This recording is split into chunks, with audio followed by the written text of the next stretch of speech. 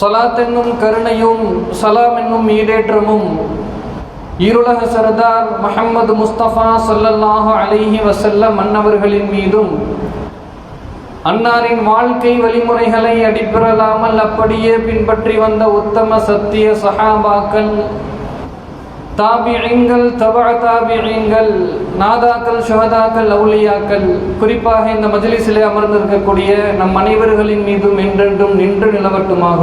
ஆமீன்.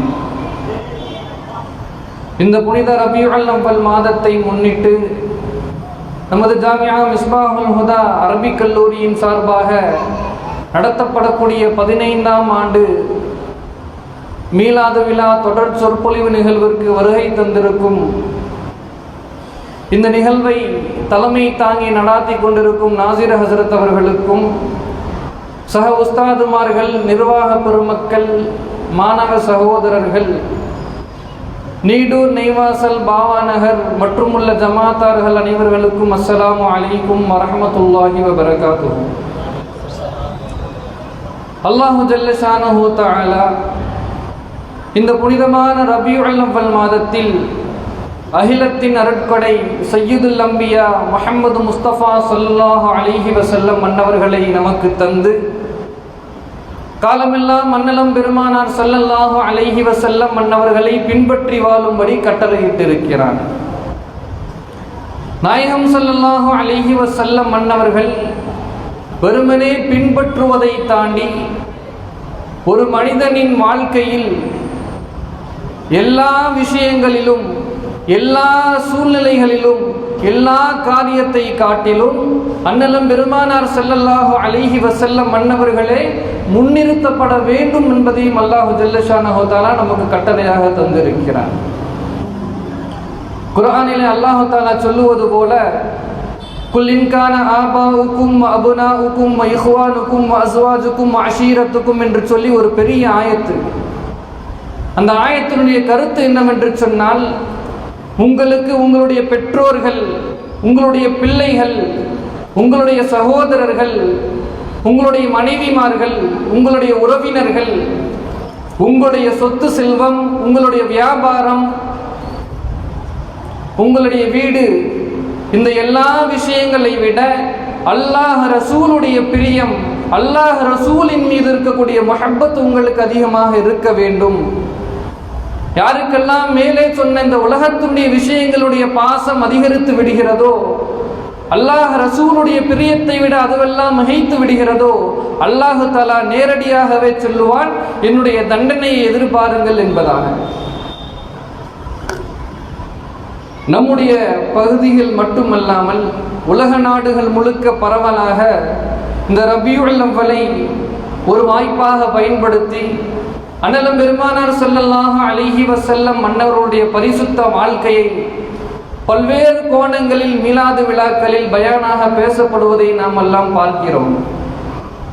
இதுபோன்று பயான் மஜ்லிஸுகளை, இதுபோன்று பயான் நிகழ்ச்சிகளை வெறுமனே பயானாக மாத்திரம் நாம் கடந்து சென்று விடாமல், ஏதோ முன்னோர்களுடைய சில வரலாறுகளை கேட்டோம், நபிகள் நாயகம் ஸல்லல்லாஹு அலைஹி வஸல்லம் அன்னவர்கள் சொன்ன சில உபதேசங்களை கேட்டோம், நம்முடைய நேரங்களை அல்லாஹ் ரசூலை பற்றி பேசுவதிலும் கேட்பதிலும் கழித்தோம் என்பதோடு மட்டும் கடந்து விடாமல், இதிலே கேட்கக்கூடிய விஷயங்களை நாம் நம்முடைய வாழ்க்கையிலும் எடுத்து அமல் செய்வதற்கான முயற்சியில் நாம் எல்லாம் ஈடுபட வேண்டும்.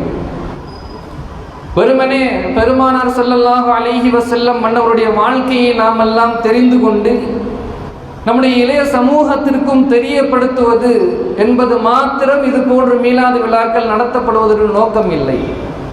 இதையெல்லாம் தாண்டி உன்னதமான தலையாய ஒரு நோக்கம், இதில் கேட்கக்கூடிய விஷயத்தை ஒவ்வொரு முஸ்லீமும், ஒவ்வொரு முஃமினும் தங்களால் முடிந்தவரை தங்களுடைய வாழ்க்கையிலும் அதை அமல்படுத்த வேண்டும் என்பதுதான். நாமெல்லாம் நம்முடைய வாழ்க்கையில் எத்தனையோ பல மீலாதுகளை கடந்து வந்திருக்கலாம், எத்தனையோ பல மஜ்லிஸுகளே, பயான் மஜ்லிஸுகளிலே கலந்து பயான்களை கேட்டிருக்கலாம். அதில் எத்தனையோ பல வரலாற்று சம்பவங்கள் நம்மை பிரமிக்க வைத்து ஆச்சரியப்படுத்திருக்கலாம். ஒரு சில நிகழ்வுகள் நம்மை அழக்கூட வைத்திருக்கலாம். ஆனால் அன்பிற்குரியவர்களே, அந்த ஆச்சரியத்தை தாண்டி, அந்த அழுகையை தாண்டி அந்த நிகழ்வு நம்முடைய ஈமானிலே எந்த மாற்றத்தை கொடுத்திருக்கிறது, நம்முடைய அமல்களிலே என்ன மாற்றத்தை கொடுத்திருக்கிறது என்று சிந்தித்தால் அந்த அழுகையையும் ஆச்சரியத்தையும் தாண்டி வேற ஒன்றும் நம்முடைய வாழ்க்கையில் மாறவில்லை என்பதுதான் உண்மை. காரணம் என்ன தெரியுமா அன்பிற்குரியவர்களே? பொதுவாகவே உலகத்தினுடைய நியதி இதுதான். ஒருவன் ஒரு பெண்ணின் மீதோ அல்லது பொருளின் மீதோ அல்லது பதவி, அதிகாரம், உலகத்தில் இருக்கக்கூடிய எந்த விஷயமாக இருந்தாலும் ஏதாவது ஒரு விஷயத்தை அவன் உண்மையாக நேசித்து உறுதியாக அதை அடைய வேண்டும் என்று ஆசைப்பட்டான் என்று சொன்னால், ஆசைன்னு சொன்னா ஏதோ நம்ம ரோட்ல போகக்கூடிய சமயத்தில் நல்ல அழகான லக்ஸரியான ஒரு கார் கிராஸ் பண்ணி போனா, ஆஹா கார் நல்லா இருக்குது, அடுத்து வாங்கினா இது மாதிரி கார் தான் வாங்கணும் அப்படின்னு சொல்லி நினைச்சிட்டு அந்த கார் நம்மளை கடந்து போனதுக்கு அப்புறம் நம்முடைய வேலையை பார்க்க போயிடுவோம். அதற்கப்புறம் அந்த காருடைய சிந்தனையோ அந்த காரை வாங்க வேண்டும் என்ற சிந்தனையோ நமக்கு வராதது போல, நான் உதாரணத்துக்கு காரை சொல்றேன், நம்முடைய ஒவ்வொருவருடைய வாழ்க்கையிலும் நம்முடைய சூழ்நிலைகளுக்கு ஏற்ப, நம்முடைய தேவைகளுக்கு ஏற்ப பல்வேறு விஷயங்களின் மீது நமக்கு ஆசை வந்திருக்கும். ஆனால் அதற்கு அடைய வேண்டும் என்பதற்கான முயற்சியில் ஈடுபடாமல் கடந்து வந்த எத்தனையோ பல காரியங்கள் நம்முடைய வாழ்க்கையில் இருக்கலாம். ஆனால் அன்பிற்குரியவர்களே, அதே சமயத்தில் ஒரு விஷயம் நமக்கு நிச்சயமாக வேண்டும், ஒரு விஷயத்தை நிச்சயமாக நாம் பெற்றுக்கொள்ள வேண்டும் என்று உறுதியாக ஆசைப்பட்டோம் என்று சொன்னால், நம்முடைய வாழ்க்கையிலோ அல்லது நம்மை சார்ந்த உறவினர்கள், நண்பர்களுடைய விஷயத்தில் நிச்சயமாக பார்த்திருக்கலாம். ஒரு விஷயத்தை உண்மையாக ஆசைப்பட்டு உறுதியாக அதை நான் பெற்றுக்கொள்ள வேண்டும் என்று ஆசைப்பட்டான் என்று சொன்னால், அதை அடைவதற்கான எத்துணை முயற்சிகளை செய்ய வேண்டுமோ எல்லா முயற்சிகளையும் செய்வான். அதற்காக முயற்சி செய்யக்கூடிய சமயத்தில் எத்துணை சிரமங்கள் வந்தாலும் சரி, எத்துணை பல தடைகள் வந்தாலும் சரி, அதை எதையும் பொருட்படுத்தாமல் தான் ஆசைப்பட்ட அந்த ஒரு விஷயத்தை அடைய வேண்டும் என்று சொல்லி இலக்கை அடைவதை நாம் எல்லாம் பார்த்திருக்கலாம். ஆனால் நம்முடைய விஷயத்தில், நம்முடைய வாழ்க்கையில் அல்லாஹ் ரசூலை பின்பற்றக்கூடிய விஷயத்தில், அல்லாஹ் ரசூலின் மீது இருக்கக்கூடிய முஹப்பத்துடைய விஷயத்தில் நாம் எந்த அளவிற்கு இருக்கிறோம் என்று சிந்தித்து பார்த்தால் நம்முடைய வாழ்க்கையை திரும்பி பார்த்தாலே தெரிந்துவிடும். நமது ஜாமியா மிஸ்பாஹுல் ஹுதா அரபிக் கல்லூரியின் சார்பாக கடந்த 15 வருட காலங்களாக தமிழகத்தின் தலை சிறந்த பல ஆலிம் பெருமக்களை வரவழைத்து உன்னதமான பல தலைப்புகளுக்கு கீழ் அற்புதமான பல பயான்களை நாம் எல்லாம் கேட்டிருக்கலாம். அந்த பல பயான்களை கேட்கக்கூடிய சமயத்தில் சுபஹானல்லாஹ், அல்லாஹுடைய ரசூல் ஸல்லல்லாஹு அலைஹி வஸல்லம் அன்னவர்களும் இந்த சஹாபாக்களும் இஸ்லாத்தை கட்டி காப்பதற்காக, இந்த தீனுல் இஸ்லாம் நம்மரை வந்து சேர்வதற்காக இத்துணை பல துயரங்களை கடந்து வந்திருக்கிறார்களா? இத்துணை தியாகங்களை செய்திருக்கிறார்களா? சஹாபாக்கள் அல்லாஹ் ரசூல் காட்டி தந்த வழிமுறையில் நடப்பதற்கு இவ்வளவு முயற்சிகளை எடுத்திருக்கிறார்களா என்று சொல்லி அவர்களுடைய ஈமானை பார்த்து வியர்ந்து நம்முடைய ஈமானுடைய பலகீனத்தை விளங்கி இருப்போம். அந்த பயான் முடிஞ்சதுக்கு அப்புறம் நம்முடைய வாழ்க்கையில இவ்வளவு நாள் எப்படியோ கலைஞ்சிருச்சு, ஆனால் இனி வரக்கூடிய காலங்களில் இதுவரை இருந்தது போன்று பொடுபோக்காக இல்லாமல் அல்லாஹ் ரசூல் எந்த வழிமுறையில் வாழச் சொன்னார்களோ அதன்படி முழுக்கு கட்டுப்பட்டு நடப்பேன். நாயகம் ஸல்லல்லாஹு அலைஹி வஸல்லம் அவருடைய சுன்னத்துகளை இப்போது பின்பற்றுவதை விட இன்னும் அதிகமாக பின்பற்றுவேன் என்ற எண்ணமெல்லாம் நமக்கு இங்கே இருக்கக்கூடிய சமயத்தில் வரும். ஆனால் இங்கிருந்து வீட்டுக்கு போனதுக்கு அப்புறம் அடுத்த நாள்ல இருந்து நம்முடைய அமல்ல ஏதாச்சும் முன்னேற்றம் இருக்குதா? நாம் பின்பற்றக்கூடிய நாயகம் ஸல்லல்லாஹு அலைஹி வஸல்லம் அவருடைய சுன்னத்துகள்ல ஏதாச்சும் அதிகரிச்சிருக்கான்னு பார்த்தா நிச்சயம் இல்லை என்று தான் சொல்ல வேண்டும். காரணம், அல்லாஹ்வையும் ரசூல் ஸல்லல்லாஹு அலைஹி வஸல்லம் மன்னவர்களையும் எந்த அளவிற்கு நேசிக்க வேண்டுமோ அந்த அளவுக்கு நாம் நேசிக்கவில்லை. ஒரு விஷயத்தை நேசித்தால் மாத்திரம்தான் அதற்காக நாம் முயற்சி செய்வதற்கு முன் வருவோம். நாம் எல்லாம் வெட்கப்பட வேண்டும். சஹாபாக்களுடைய வரலாறுகளை எடுத்து பாருங்கள். வரலாற்று கிதாபுகளில் அந்த அரபு மக்களை பற்றி குறிப்பிடக்கூடிய சமயத்தில் அந்த அரபு மக்கள் செய்யாத பாவம் என்பதே கிடையாது. பெரும் பெரும் பாவங்களிலிருந்து மிக சிறியதாக இருக்கக்கூடிய பாவங்கள் வரை பாவத்தில் எத்துணை வகைகள் இருக்கிறதோ எல்லா பாவங்களும் அரங்கேற்கக்கூடிய ஒரே இடம் அந்த அரபு மக்களிடத்தில் தான். மனிதாபிமானம் என்றால் என்னவென்றே தெரியாத மக்கள், நாகரிகத்திற்கும் இவர்களுக்கும் சம்பந்தமே இல்லை என்று சொல்லும் அளவிற்கு மடமையின் உச்சத்தில் வாழ்ந்த காட்டு மிராண்டித்தனமான மக்கள் அந்த அரபு மக்கள். எந்த அளவிற்கு முரடர்களாக இருந்தார்கள் என்று சொன்னால், எந்த ஒரு அரசாங்கமும் அவர்களின் மீது ஆட்சி செய்வதற்கு கூட முன்வரவில்லை. அத்துணை மடமையில் இருந்த சஹாபாக்கள் எப்போது நாயகத்தின் தோழமை கிடைத்ததோ, எப்போது அல்லாஹ் ரசூலின் மீது முஹப்பத் வந்ததோ, அப்போது அன்னலம் பெருமானார் ஸல்லல்லாஹு அலைஹி வஸல்லம் மன்னவர்களே சஹாபாக்களுக்கு சான்றிதழ் கொடுப்பார்கள். அஸ்ஸஹாபி கன்னுஜூம் ஃபபி ஐயி இக்ததைத்தும் இஹ்ததைத்தும். என்னுடைய சஹாபாக்கள் வானத்தில் மின்னக்கூடிய நட்சத்திரத்தை போன்றவர்கள். அவர்களில் யாரை நீங்கள் பின்பற்றினாலும் நேர்வழியை பெற்றுக்கொள்ளுவீர்கள். எவ்வளவு பாவத்தில் மூழ்கியிருந்த அரபு மக்கள் நாயகத்தை பிரியம் கொண்டதின் விளைவு மனித சமூகத்தையே நேர்வழியின் வழிகாட்டக்கூடிய மனித புனிதர்களாக மாறி போனார்கள். நான் ஆரம்பத்தில் ஓதின ஆயத்திலும் கூட அல்லாஹ் ஜல்லஷானுஹு தஆலா உலகம் சார்ந்த ஒரு 8 விஷயங்களை கூறுவான். இந்த 8 விஷயங்களை விட உங்களுக்கு அல்லாஹ் ரசூலுடைய பிரியம் அதிகமாக இல்லாவிட்டால் என்னுடைய தண்டனையை எதிர்பாருங்கள் என்பதாக சொல்லுவான்.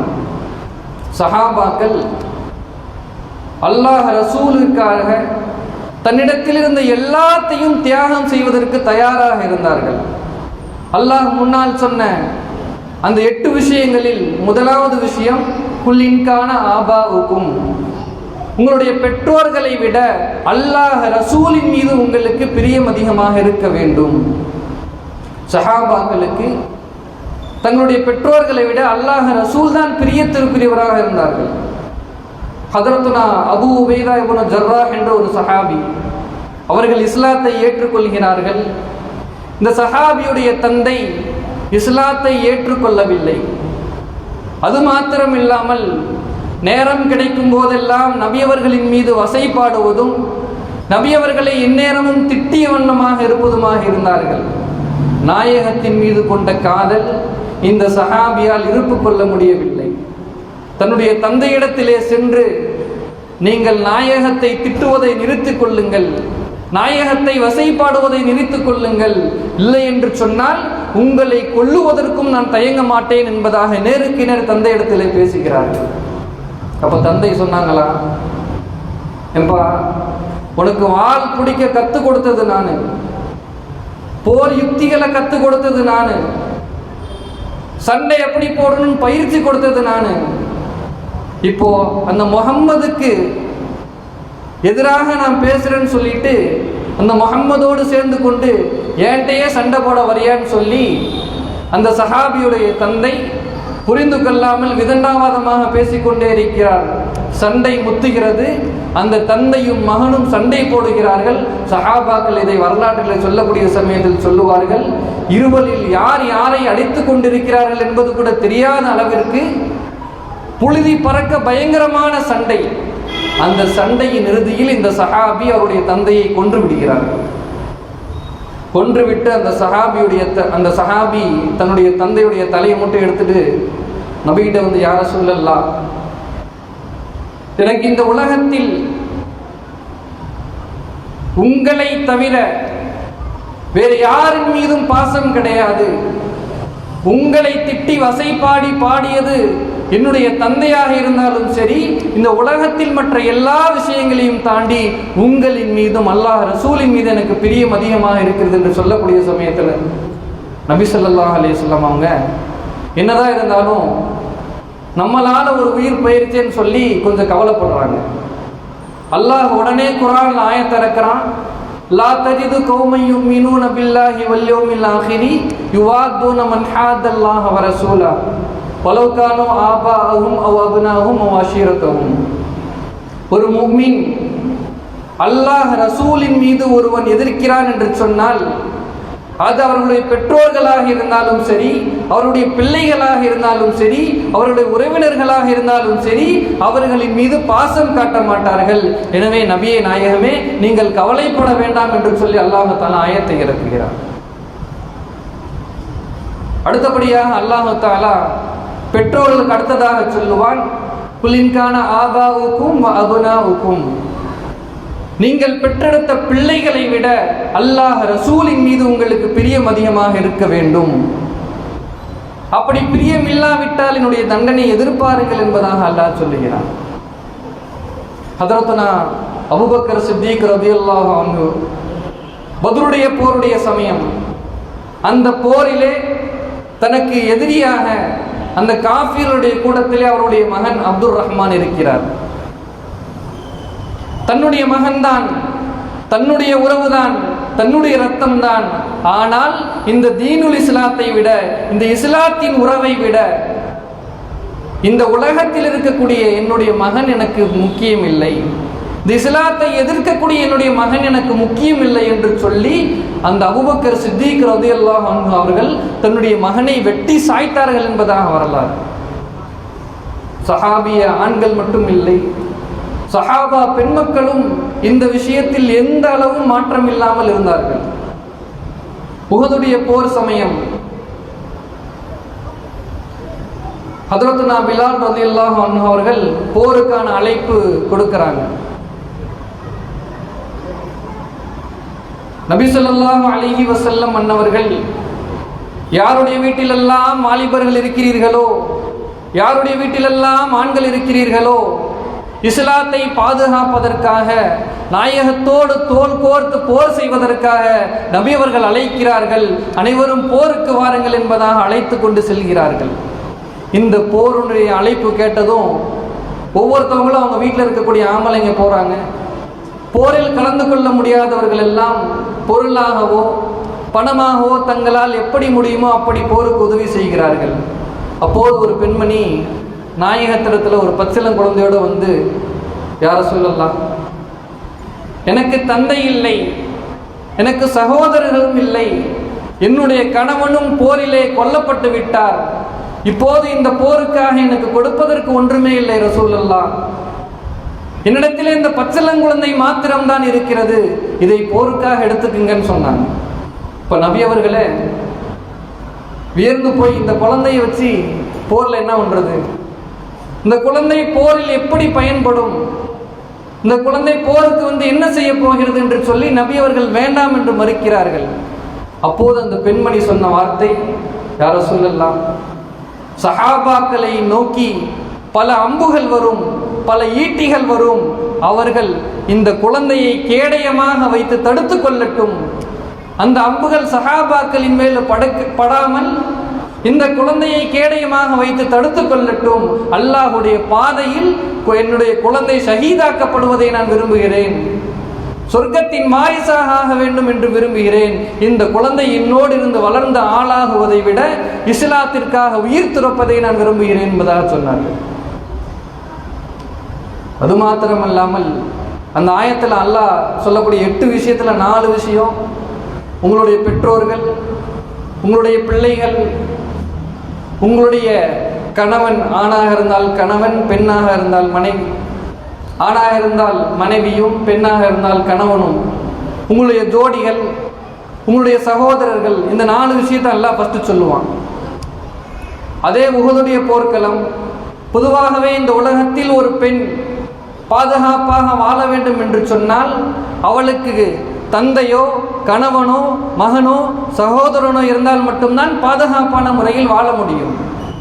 அந்த உஹதுடைய போருடைய சமயம் ஒரு பெண்மணிடத்தில் சொல்லப்படுகிறது, உங்களுடைய தந்தை, உங்களுடைய கணவன், உங்களுடைய மகன், உங்களுடைய சகோதரர்கள் 4 பேரும் ஷஹீதாக்கப்பட்டு விட்டார்கள் என்று சொல்லப்படக்கூடிய சமயத்தில் அந்த பெண்மணி காதில் கேட்டுட்டு ஒரே ஒரு வார்த்தை தான் திரும்பி சொன்னாங்களாம், ரசூல் ஸல்லல்லாஹு அலைஹி வஸல்லம் அன்னவர்களை எனக்கு காட்டுங்கள், நாயகம் எங்கிருக்கிறார்கள் என்பதை எனக்கு காட்டுங்கள் என்று சொல்லி இத்துணை 4 நபர்களும் மரணித்த பிறகும் சடைவடையாமல் தொடர்ந்து நபியவர்களை தேடிக்கொண்டே இருக்கிறார்கள்.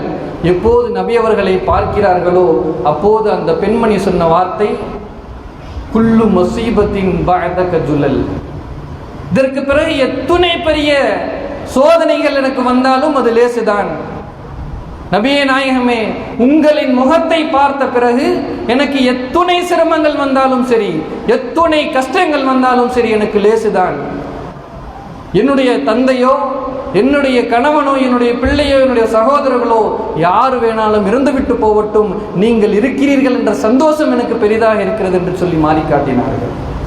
இதன் காரணமாக தான் ரசூல் ஸல்லல்லாஹு அலைஹி வஸல்லம் அன்னவர்கள் மட்டுமல்லாமல் அல்லாஹ்வும் குர்ஆனிலே அவர்களுக்கு சான்று கொடுப்பான், ரலியல்லாஹு அன்ஹும் வரது அன். அன்பிற்குரியவர்களே, நம்முடைய வாழ்க்கையில் பயானை கேட்டுவிட்டு அதிகமாக அமல் செய்ய வேண்டும் என்று மட்டும் ஆசைப்பட்டால் போதாது.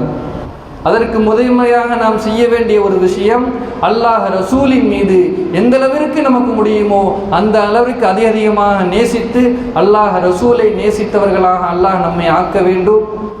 இங்கே ஒன்று கூடியிருப்பது போல நாளை மறுமையிலும் நாயகத்தோடு சேர்ந்து சொர்க்கத்தோடு இருக்கக்கூடிய நல்லதொரு நசீபினை அல்லாஹு ஜல்ல ஷானஹு தஆலா உங்களுக்கும் எனக்கும் தந்த அருள் புரிவானாக. வாஹிர் தஅவானா அல்ஹம்துலில்லாஹி ரப்பில் ஆலமீன்.